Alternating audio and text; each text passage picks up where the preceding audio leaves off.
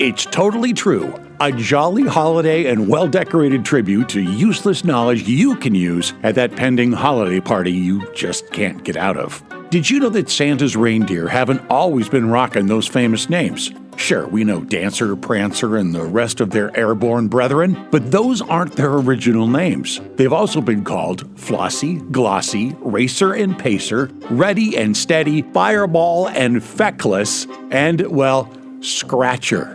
Gotta guess that last one was rocking a flea collar.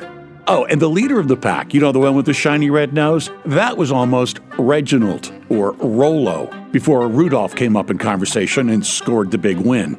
Know what else is a surefire winner? True Cup low-acid coffee. All the taste and caffeine you're looking for, but with 60% less acid. It's a great way to look really smart, even if you are wearing a really ugly holiday sweater.